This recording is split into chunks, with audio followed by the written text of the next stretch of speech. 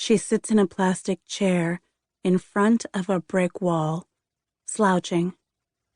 She is meek, with her hair parted down the middle. There are almost no lips to be seen, but by the way she bares her teeth, you can tell she is smiling.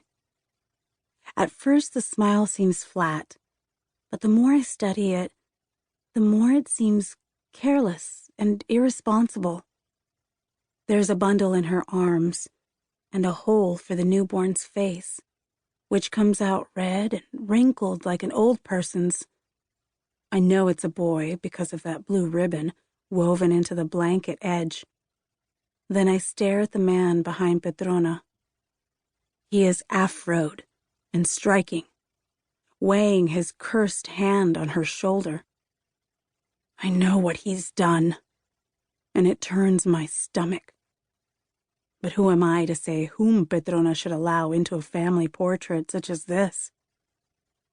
On the back, there's a date stamp of when the photo was printed.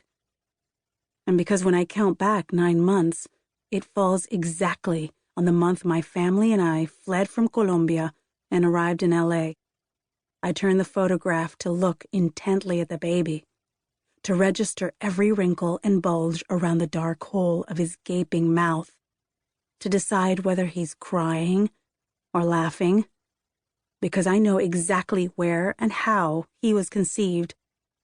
And that's how I lose track of time, thinking it was my fault, that the girl Petrona was just 15 when her belly was filled with bones. And when Mama comes back from work, she does not yell, even though she sees the photograph, the envelope, the letter from Petrona, all addressed to me.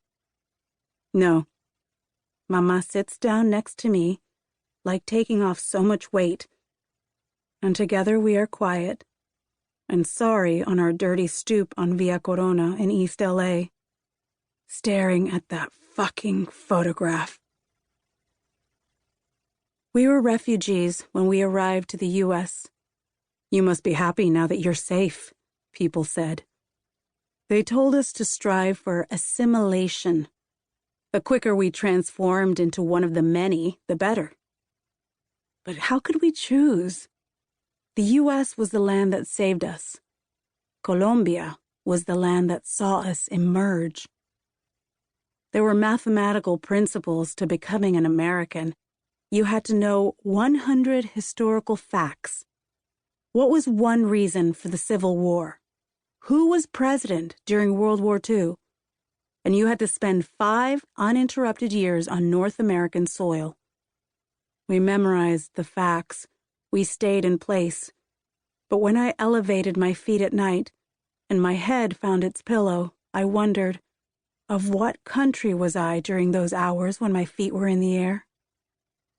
When we applied for citizenship, I rounded the hard edges of my accent, and that was one tangible way in which I had changed. We heard nothing for a year. We grew thin. We understood how little we were worth, how small our claim in the world.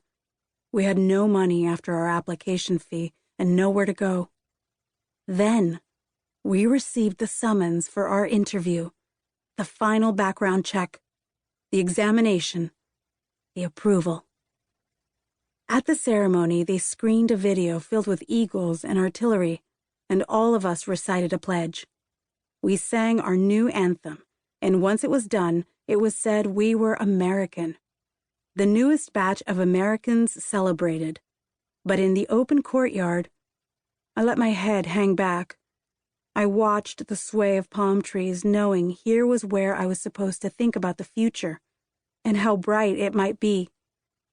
But instead, all I could think of was Petrona. How I was 15 like she had been the last time I saw her.